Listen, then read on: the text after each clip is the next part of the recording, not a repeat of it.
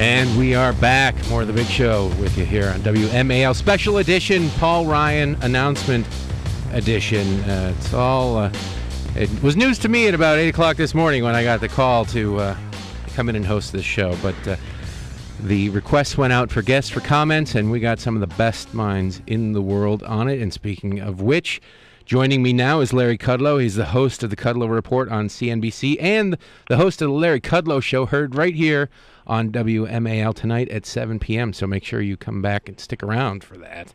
Welcome to the show, Larry. Hey, Derek. Thank you. Appreciate it. I appreciate you taking the time. Now, the announcement today, supply-sider, conservative, budget hawk, budget wonk. Paul Ryan, what's your initial reaction? Well, my initial reaction is very positive. I mean, he's an old friend. I first met him in the early 90s. He was an intern for Jack Kemp at the old Empower America. And I was on the board, and we knew he was a bright young guy, and he did a lot of good research. And he's a pro-growth supply-sider. He's a free market guy. He's a capitalist. He actually knows a thing or two about money, too. He once asked Ben Bernanke why the gold price was so high, and Bernanke said, "I don't know." I thought that's pretty cool. So I see pluses here. I also see some minuses. But on the whole, I find myself liking the choice. Let's focus first on the pluses. He's obviously knowledgeable. He's smart. He's whip smart. In a debate, particularly against Joe Biden, who everybody on the left will be crossing their fingers, hoping he doesn't say something ridiculous, it's going to be a much different scenario than 2008 in the vice presidential debate. Not that that will move that many votes, but on the plus side, as far as policy, as far as what he's advocating, what do you see as the big 2 or 3? Well, look, I think he's going to be able to really articulate a pro-growth tax reform, both for individuals and corporations, supply-side tax reform, which the economy desperately needs. And B, I think he's ideal with respect to budget reform. I mean, we have got to cut spending. Romney wants to cut it back from 24% of GDP to 20%. If you do the math on that, by the way, it's almost $2 trillion. Ryan's a guy that can really articulate the insides of the budget, what's necessary, what's not necessary, why we have to worry about the debt bomb, why we have to worry about going bankrupt over entitlements. I think he's superb on that. My great hope is, Derek, and this is an issue, Ryan is a growth guy, a supply-sider in his roots. But he has, in the last year or 2 or 3, kind of moved a little bit towards root canal, deficit reduction, debt, not so much growth. He kind of varies on that. And I think that Romney needs a growth message. In fact, I think the whole country needs a growth message, positive on jobs, positive on prosperity. We're all so depressed about the economy. So I'm hoping the pro-growth Ryan triumphs over the debt bomb Ryan. I hope optimism triumphs over pessimism.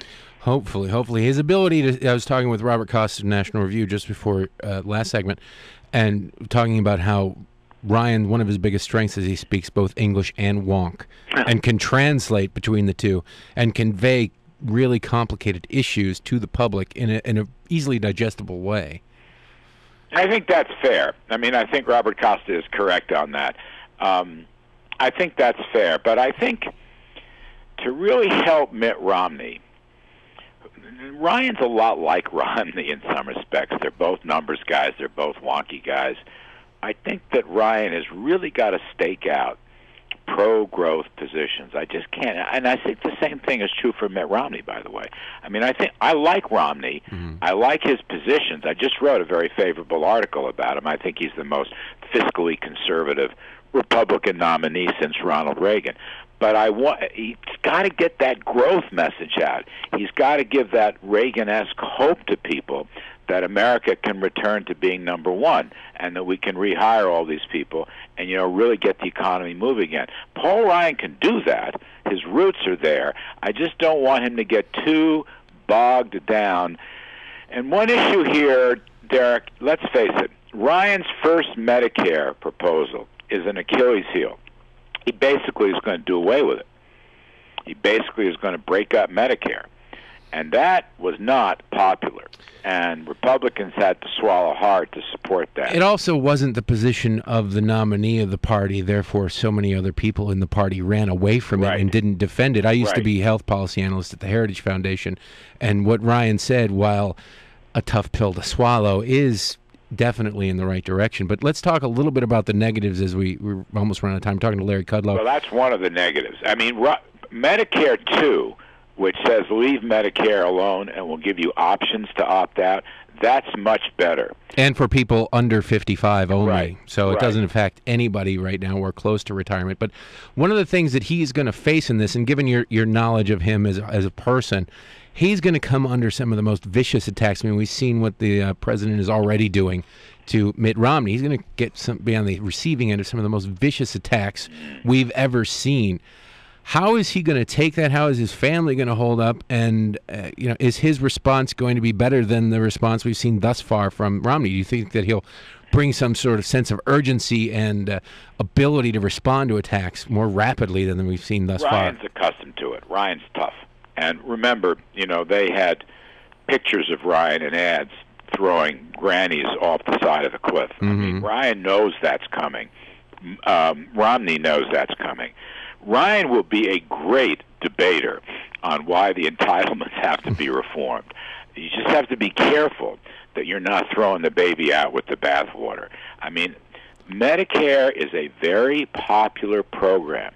The trick is to convince America that Romney-Ryan will save it, make it more efficient, and stop it from going bankrupt rather than throwing it out. I think Ryan can do that. I think Romney can do that, but I think that's an issue. So that's one of the Achilles heel. I'm not worried about him fighting back. I'm not worried about Romney fighting back. You're going to see a whole slew of Romney ads fighting back now. Well, once we get past the convention and he can start spending some of that campaign war chest that he has. Exactly right. That's it's exactly going to be a right. different ball game. Money will come out.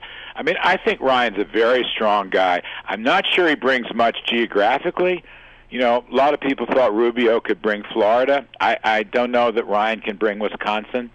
Some people thought Portman could bring Ohio. I'm not sure Ryan can bring Wisconsin. He brings the Tea Party. He makes the Tea Party happy, which could help in those states. It definitely. Yes, but can I just add this? As long as the Tea Party seniors are not worried that they're going to do away with Medicare. So you remember, the Tea Party revolted against Obamacare because Obamacare was basically going to do away with Medicare, knocking $700 billion out of Medicare. Do you remember that? Yep. That's a very important bullet that Ryan has to make over and over again, that Obama is decimating Medicare in order to nationalize all of health care. Well, that's really important. I got a hard break here, Larry. Larry Kudlow, thank you for taking time out of your day. Larry Kudlow Show will be heard here on WMAL tonight at 7. Thanks a lot, and stick around for more of The Big Show here on WMAL.